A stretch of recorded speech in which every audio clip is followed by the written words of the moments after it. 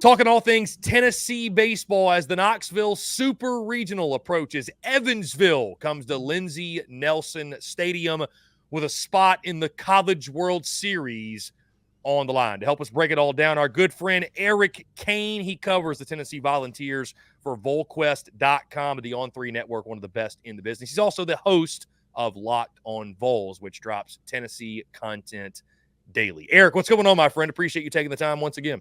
Hey, thanks for having me on. It's a busy time, but it's an exciting time for sure if you're a big fan of baseball. It is an exciting time in Tennessee, no doubt, after a really successful weekend, Eric, in the Knoxville Regional, the #1 overall seed, Tennessee Volunteers. I called it, Eric, a ho-hum weekend, right? I think a weekend that we looked at, there were some intriguing matchups with Southern Miss coming in when you looked at kind of last year, some of the trash talking that took place. You had Indiana from the Big Ten, who was a solid Big Ten club, and then Northern Kentucky, who you never know, right? I mean, Tennessee's taking on Evansville, who was a 4 seed as well. Yeah. But the Vols just really handled their business. Eric, your thoughts on the weekend that was for Tennessee in the Knoxville Regional and just how they got to this point in the Supers? Yeah, I mean, I would agree with you. Home, I think is a pretty good way to describe it. It's not like Tennessee played bad baseball.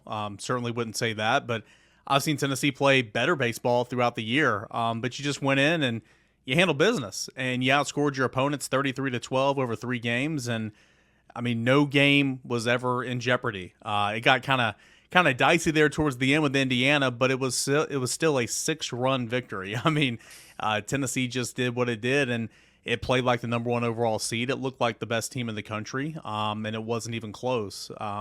Drew Beam didn't have a good showing in his starts. Chris Stamos got the quick hook in his open on Friday, but you've seen time in and time out that, Aaron Combs will come in behind Beam, or A.J. Causey, what he's done for Tennessee this year, and that piggyback extended relief role on Friday nights, and he was incredible.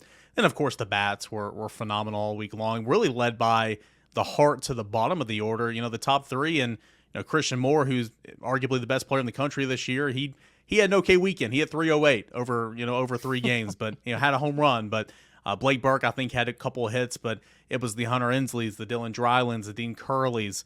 Billy Amick, he had 2 hits, both left the yard, but that was all he did this weekend. But it just kind of goes to show you the depth and the versatility of Tennessee's lineup. So yeah, I mean, they just handled business. No game was in jeopardy. Tennessee did what it did, and it was kind of routine.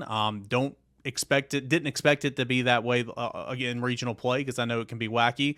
I know Evansville is a #4 seed, only the 9th ever to advance the Supers, but they've got talent. They're here for a reason, so don't expect it to be super routine this weekend. But it was business as usual for Tennessee in regional play, that's for sure. Eric, did anything happen in the regional round that made you feel better or worse about Tennessee's chances to win it all, or was it pretty much what you expected in Tennessee? They are who you thought they were, essentially. I guess a little bit of both. I mean, Tennessee is exactly who I think it is. All year long, I thought, does Tennessee have enough pitching? Does Tennessee have enough pitching to get out of a regional if you drop a game, to continue to battle out of the losers bracket in Omaha if you're blessed to make it to the College World Series? And I still don't think they have as many arms that they can count on as they'd like. But I was thinking about this the other day, and I wrote a story on it. There's only been one time this year that they've been in a do or die situation, a win or lose situation in SEC play, where they put in a pitcher and I'm like, okay, this could go south in a hurry. And that was to get the final out at Kentucky to win the series, and that was Marcus Phillips being called on. I mean, every other game Tennessee has had a proven arm that they can rely on and has gotten outs for them. Marcus Phillips and Andrew Binky and Dylan Loy, they've all 3 had moments. They've all 3 not been as consistent as you'd like to see. If 1 or 2 of those guys could really find some consistency, man, Tennessee would be so deep. But Tennessee's gotten by with the piggyback roles of Stamos and Causey, of Xander Sechrest and Nate Snead. And, of course, Nate Snead's got some versatility in there to where he can come in and close games. Aaron Combs has been really good for Tennessee. And then you got a lefty in the stash and Kirby Cannell, who's been in college for a decade, it feels like, that this is his last ride. I mean, Tennessee's not going to be not going to do anything to damage his arm, but I mean, he can throw every single game if you need him to. So Tennessee's got enough pitching. I feel good about Tennessee's pitching now more so than I have all year long. And You look around the country and see how some of the teams, and again, I know it's baseball, things can happen, but I mean, some of these host sites that are losing, some of these 2 seeds that get upset, and teams like Evansville that advance, and teams like UConn that advance, and teams like other teams that essentially had to climb out of the losers bracket to advance on that are respectable clubs.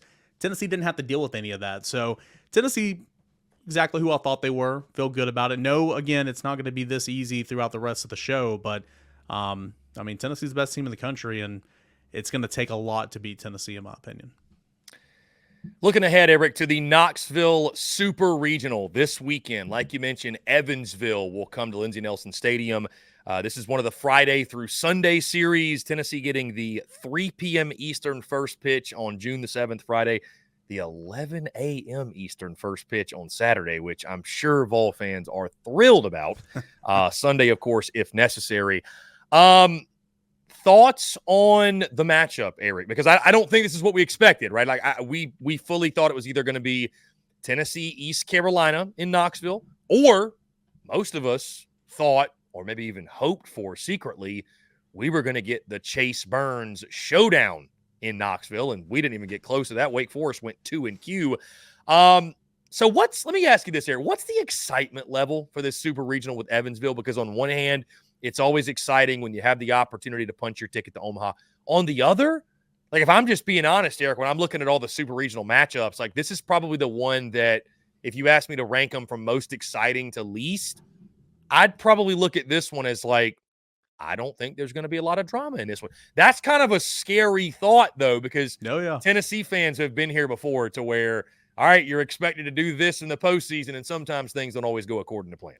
Yeah, I mean, I think the TV or the time slots kind of make out to what everybody's thinking. Like nobody expects this to be an exciting, entertaining series. If you're a Tennessee fan, you hope you beat Evansville 10-0 in 2 games and handle your business before maybe even another super starts on Saturday night, right?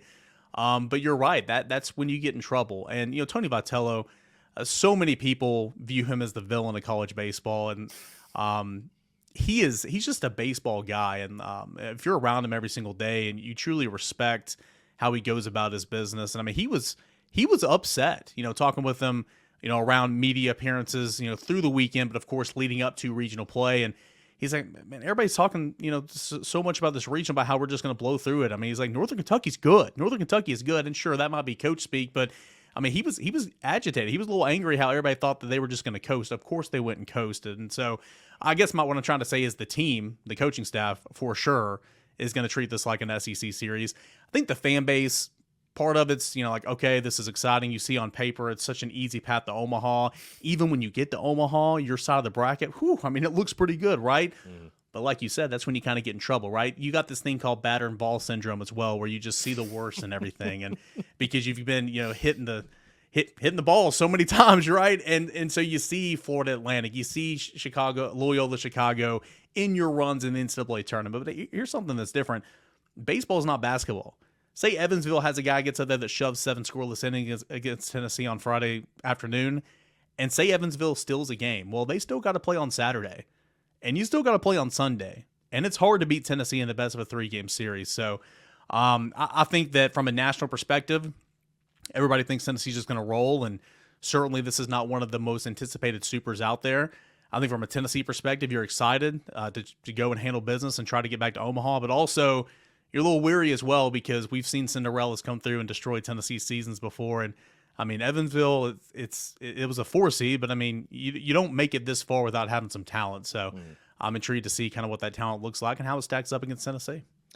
And to your point, Eric, it's hard to beat Tennessee in a series. I mean, nobody's done it since the very first SEC series of the season, which was back in mid-March. So it's been quite a long time since anybody's done it this season.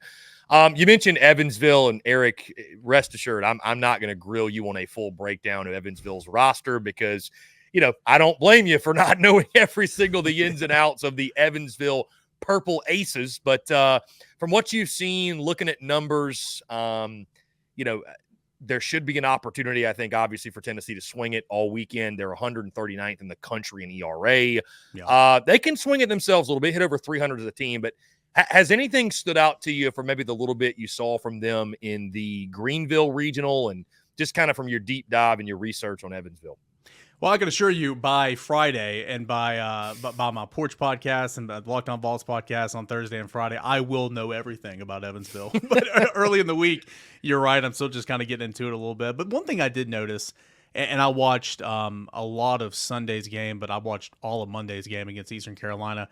The Cardiac kids, right? I mean, backs up against the wall, played some really bad baseball at times, but just kept finding a way, and just swing.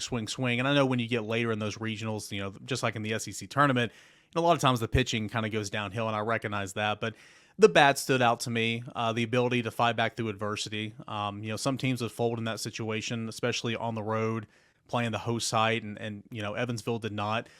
You mentioned the team hits over 300. They've got they're second in the nation right now in doubles, which is, you don't do that by accident.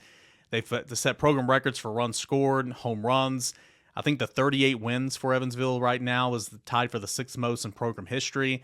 They had to battle to win the Missouri Valley Conference just to even punch their ticket. So I think offensively, it's a team that can do some things. But again, they're going to get different looks compared to what they've got this year. I mean, you're going to go from Stamos, who's a slow lefty, to Causey, who's a sidewinder, low 90s with break that's incredible. You're going to go Drew Beam, that's a standard pitcher, to a flamethrower and Aaron Cones potentially. You're going to go Nate Snead, who is another crafty lefty, Xander Seacrest, to Nate Snead, who can hit triple digits. It's just there's so many different looks that Tennessee can throw, not just at Evansville, but anybody, and that's kind of what makes it difficult. But I think offensively, pretty good club. Tennessee can hit anybody in the country, so it's my expectation that Tennessee will be able to score a lot of runs in this series. So we'll see what it is, but ultimately it's the bats and the ability to not back down when your back's against the wall, and you gotta tip your cap to that, man. What they did in the Greenville Regional was impressive.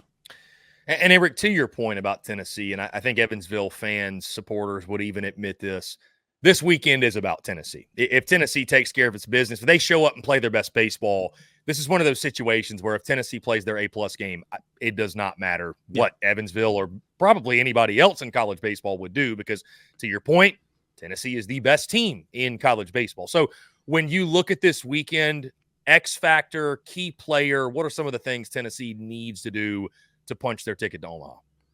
Just swing the bat like you've been swinging it all year long. Just score some runs. I think the pitching's going to be there, but Northern Kentucky led off the regional for Tennessee by taking Chris Stamos deep, and Tennessee didn't bat an eye, right? I mean, they came right back and they won that game 9-3 or whatever it was, and scored 12 runs in each of the next two games. So just swinging the bat, just hitting, doing what you consistently do. And I mean, the pitching is, I think Tennessee finished the regular season number 3 or number 4 in the country in ERA. I mean, it's always been there somehow. Like it doesn't look like it, but then like you look at the stats, the accumulation, it's like, man, the Tennessee staff has just found a way under Frank Anderson. So Tennessee doesn't necessarily hang its hat on its pitching, but the offense has been phenomenal. And again, just the versatility in the lineup, it goes back to what I was saying. Like Blake Burke and Christian Moore didn't have their best days at the plates in the Knoxville Regional, but Dean Curley did. But Hunter Inslee and Dylan Dreiling, Kavaris Tears, Cal Stark in the ninth hole, that just, again, goes to show you when one portion of the lineup might not be hitting it as well,